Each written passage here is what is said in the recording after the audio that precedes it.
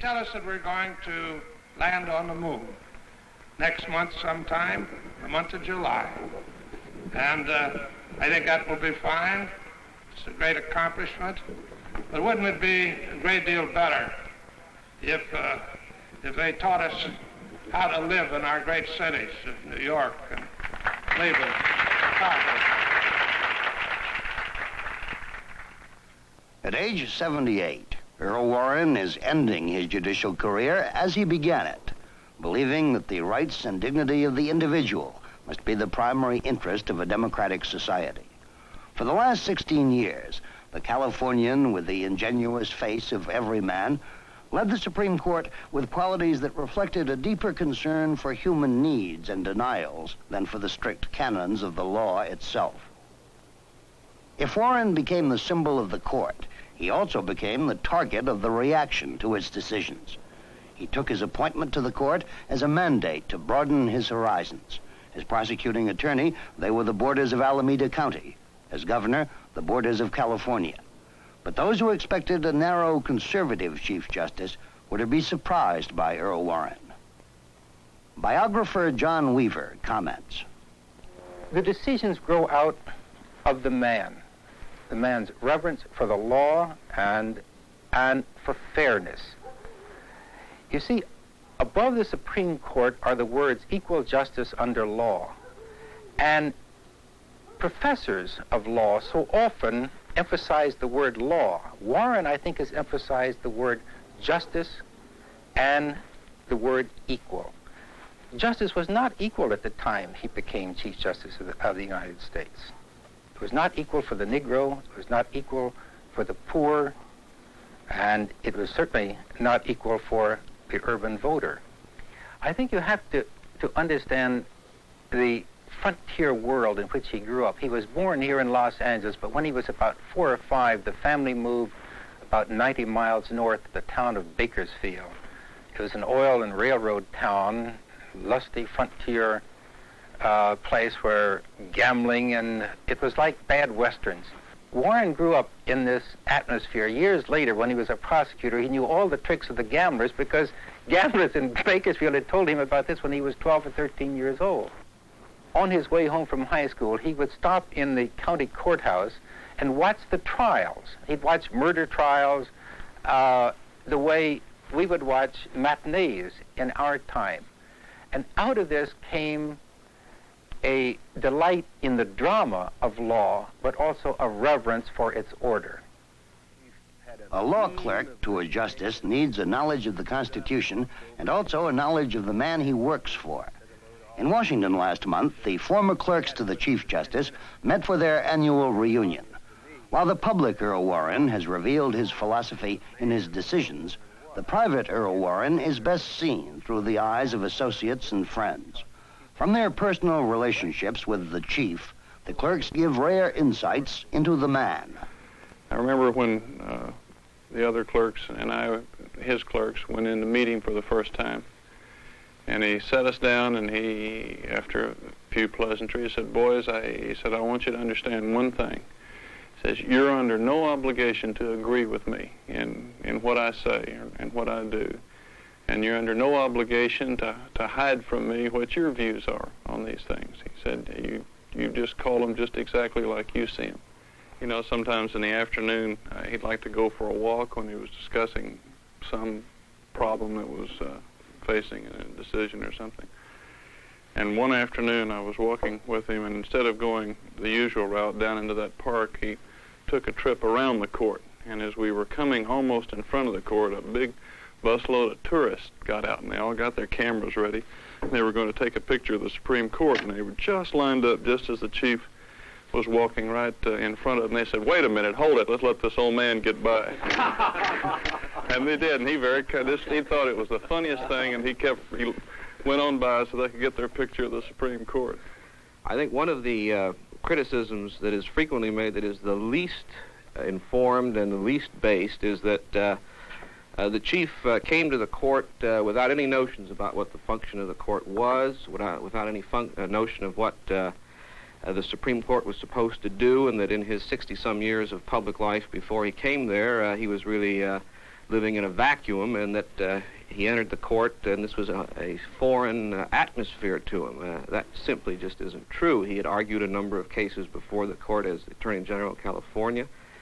He had been a prosecutor for a number of years in California. The courtroom was not an alien atmosphere to him at all. I think the kind of reputation that lingers about Earl Warren as governor, at least, of the state, is one that is not particularly different, actually, from the feelings I have about the Chief Justice, which are basically ones in which the Chief Justice was then, within the parameters permitted really by political realities in the state, very much for the little man, very much for the little man. I mean, the fact that a Republican governor in the state of California could be the one who introduced the first, unsuccessfully unfortunately, but the first Medicare program that was to be a state-supported Medicare program. That's an extraordinary thing given the circumstances and the situation. Warren, the consummate politician, described by a one-time political opponent, Robert Kenney. He was a lucky governor. That is, he was governor not during the Depression years, but he was governor during the war years when our California industry boomed. The post-war years, we had a post-war recovery. His timing as governor was very good. His real conflict came after he was governor. The tough years came as Chief Justice.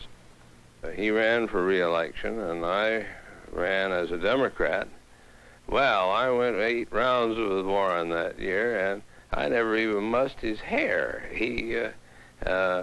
And the worst part of it was he cross-filed against me and got the Democratic nomination as well as the Republican. I'm not saying that Earl Warren capitalized on that large and beautiful family of his, but it always appeared in his campaign literature, and I complained to him once. I said, are we running against each other for governor, or is this a fertility contest? Every Sunday, he took them, Mrs. Warren, and took them for the whole day. And he always told me, now, Bill, he said, you do the same thing. And if they say they want to go to the zoo, and then you get halfway there, and somebody else says, well, no, I'd rather go to the Smithsonian, just remember it doesn't matter. It's all time. That's all that's important. He'd do anything that we wanted to do. And all we had to do is express a bona fide interest, and if it was not an improper thing to do, he'd do it with us. He likes all sports, both spectator sports, and I think he likes to participate from the standpoint of fishing and hunting and so forth, although I have to concede that when he goes hunting, he's more likely to be watching the clouds and the mountains and things of that sort than he is actually stalking game. Since I was an established opponent of Warren, people would come from the East to find out what Warren's weaknesses were. Well, the truth was, he's like a bowling ball. You can't just get a grip on him. He's not an easy man to oppose. And I know the Democrats searched his record as Attorney General, and they would never come up with anything tangible that they could use against him. And this is a very discouraging thing to have your opponent do to you. Part of that record was Warren's role as California's Attorney General in the internment of Japanese Americans during World War II. In the passion of the day, many considered this a necessary defense measure. But in the years since, it has come to be regarded as one of the most flagrant denials of civil liberties in American history.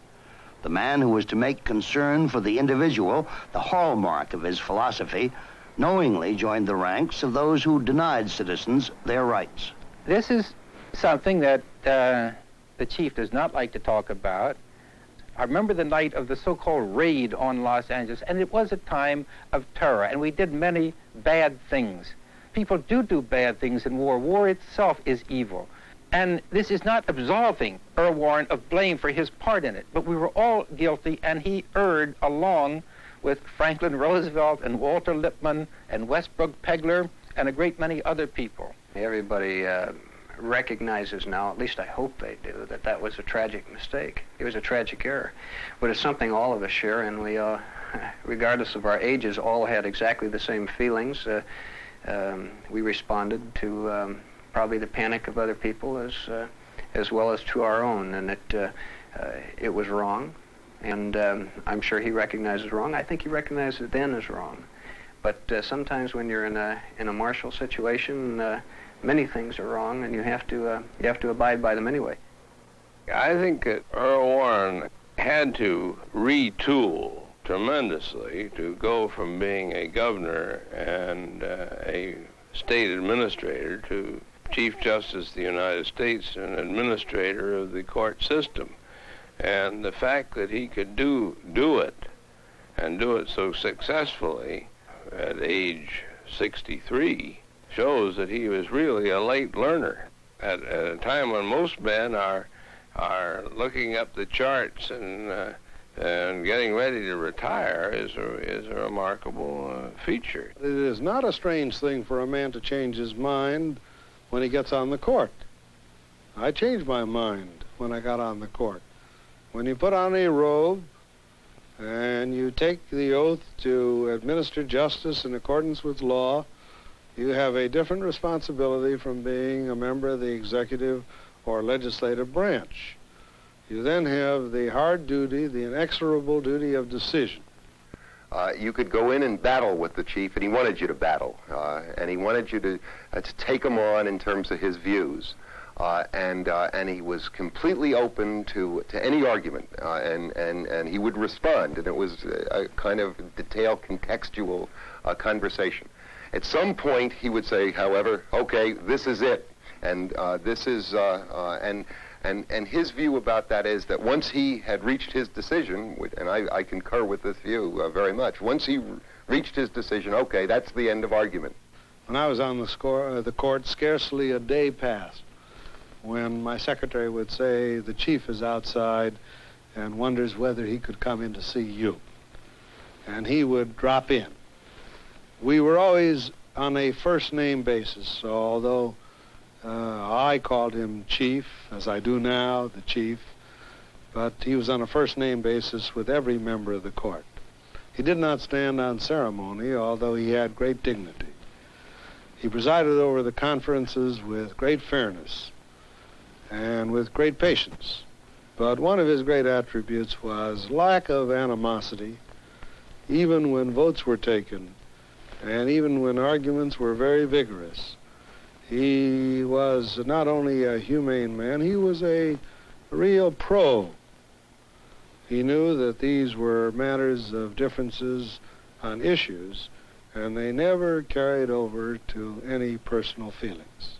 I remember everybody saying when Warren was appointed to the court, that he was he'd never been a judge, he'd never been a great legal scholar. And I would say, well, the Supreme Court hasn't got anything to do with that kind of judging. They're not deciding cases, they're deciding principles primarily.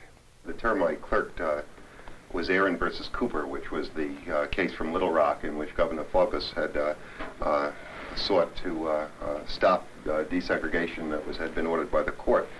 And in the course of the argument with the Arkansas Attorney General, I guess, or the city attorney arguing, he said in support of not integrating the Little Rock schools, the people believe, and the Chief Justice leaned forward and he said, "What people are you talking about, sir?" I remember about the particular, the John Birch Society contest on, I think it was who could write the best essay on why he shouldn't be Chief Justice, and I believe his comment was that he was going to hope that Mrs. Warren would enter because she knew more reasons than anybody why he shouldn't be.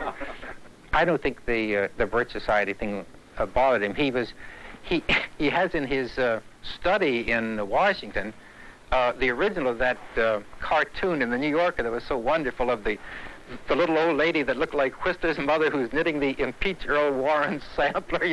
It breaks him up. He thinks it's very funny. He's fought that element of politics, be it in the Republican Party or the right-wing element of the Democratic Party, all his political life.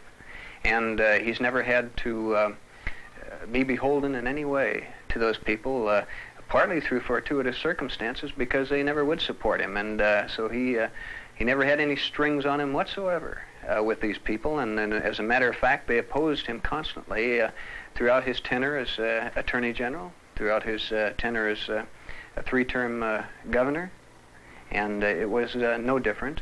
We've always had a very substantial, extreme, radical right wing in California, and these people have always been against him.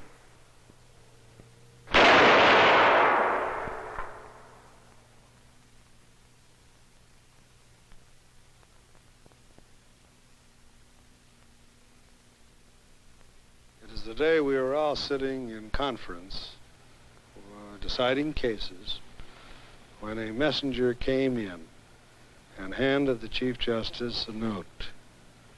And he got very pale, and his voice broke. The first time I ever heard his voice broke. And he read to us the simple statement, tragic statement, that President Kennedy had been shot. And then, without a moment's hesitation, he adjourned the conference. And then we all, the chief and all of us, crowded around the television set because we did not know how fatal the shot was. And we sat there until the very sad news came about the death of the president. If there's anything that sticks out in my mind on a personal matter, it is that day when the president went to Dallas in November of '63. That sticks out in my mind the most. It was pretty obvious this was a highly traumatic experience for him. I don't think in all the years that I've known my father I've ever seen him go through a period that I felt was draining on him as this. Of course, at the time, he was carrying basically 3 loads. He was carrying a tremendously heavy workload with the court itself. On the decision end of it, they had many crucial decisions at that time. Secondly, he had tremendous administrative chores with the court. The full story of what went on in the commission, of course, has never come out, but I suspect that it was not an easy chore from the standpoint of the personalities involved. I imagine it was exceptionally difficult even to get the parties to agree on what form the investigation would take, and it was very noticeable to me that it was taxing him extremely heavily, and I know that he personally had to relive constantly that assassination, and with his tremendous regard for the dead president, I just think that in itself was more than a man should be asked to do. He came to Berkeley and he gave the keynote speech for a conference on human rights, which he's gotten, as we all know, very interested in. And it was, the whole thing was really marvelous. First of all, the students all over the campus just flocked in great numbers. And he got an absolutely enormous standing ovation that must have lasted 3-4 minutes as he came in. And it just struck me, and it struck a number of others, that he was he probably is the only national political governmental, or one of the only national political governmental officials who could evoke that kind of response from youth today, from college youth today, and it was really just extraordinary. During the course of my research, I not only talked to, I think, all of his surviving high school classmates, but also as many of his college classmates, the class of 1912 at University of California, as I could locate. And in most instances, his college classmates were terribly distressed by the turbulence on the Berkeley campus. And I was curious to know what he thought about it. So I asked him one time, and his eyes lighted up, and he said, "It was always a yeasty campus," he said, and then he started telling anecdotes about his own college years and the pranks they played and so on. And then he said, in substance, he said, "This is, in my opinion, the finest generation of young people that this country has ever produced, and we are very fortunate indeed to have them." And I looked at him and I realized this man is so much younger than his classmates. They have grown old and he hasn't. On any journey, it is essential to know not only where we came from, but how we are to travel to our destination. You know from your studies something about how civilization reached this point, but your problem is to visualize what it will be 20, 30, 40, or 50 years from now when your life plans are being fulfilled. If I were in your place, I would have deep concern about the status of the individual at those guideposts. Will he be living under free institutions according to the original American concept? Will government still be his creature, or will he be its creature? Will he be able to live with dignity according to his own conscience? Will there be equal justice under law for all Americans, regardless of race or color or religion?